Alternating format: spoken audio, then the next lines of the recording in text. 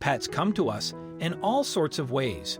Sometimes you go to the shelter on a mission to adopt your new best friend, and sometimes they simply adopt you.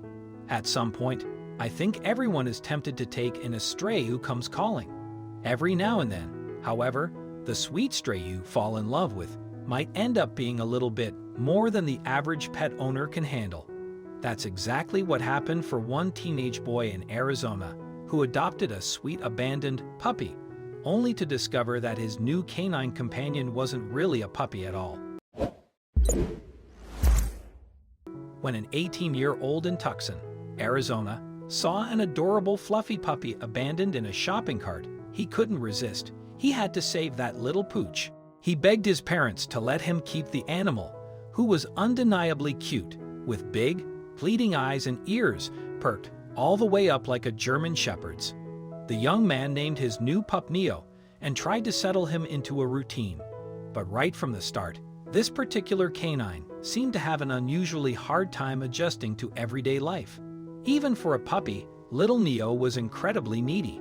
He wanted his owner to be by his side at all times, and got anxious and out of sorts whenever he was left alone. He also couldn't get a handle on the basics of house training. Neo pooped and peed everywhere. To top it off, he was the ultimate one-man dog. If his owner tried to get a dog sitter to watch Neo, the pup got moody and antisocial, refusing to make eye contact and ignoring any human company other than the young man he bonded with. As Neo got bigger and stronger, he developed Houdini-like tendencies, often escaping from the yard to play with the German shepherds next door. The neighbors were increasingly alarmed by the big, rainy, distinctly unfriendly dog that kept inviting himself onto their property. Neo's owner tried to keep him in his own yard with a higher fence, but Neo just chewed through in pursuit of canine company. Eventually, with neighbors fed up and Neo's owner unable to keep up with the dog's need for constant, unwavering attention, it was time to contact the Humane Society of Southern Arizona about finding a new home where the dog could be happy. As it happened, however, the moment Neo showed up at the Humane Society, he was spotted by former CEO Maureen O'Neill, who immediately inspected the animal's strange behavior and realized that he wasn't an ordinary dog. "I saw a couple walking a long-legged canine to the front door," she told the dodo. "It wasn't his body composition that made me notice, but his behavior." Neo was completely avoidant of human interaction. The couple walking him seemed, as best as I can describe it, perplexed. O'Neill and the other staffers at the Humane Society quickly realized why Neo was so uncomfortable. They could tell just from looking at the big, lanky canine that he was actually a high-content wolf dog.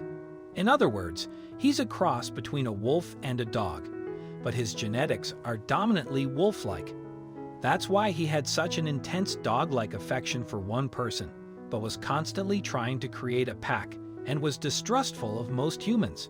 The Humane Society held on to Neo for a bit until they could get him a spot in the perfect place for him, a rescue organization and youth empowerment program called Wolf Connection in California.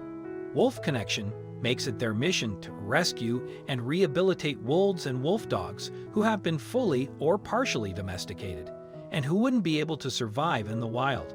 They give them space to form a pack dynamic all their own, but also tap into their desire to socialize by organizing meet and greets between their canine residents and at-risk youths and other visitor groups.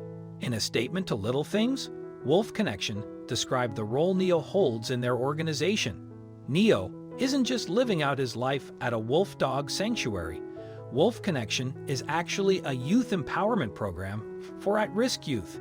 Neo is helping young adults learn to heal from their own trauma by hearing about his past, respecting his energy and anxieties, and learning how to give themselves the same patience and empathy that they can give to another being.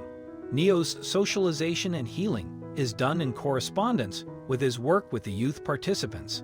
Now a full-grown wolf dog, Neo is fully integrated into the Wolf Connection community.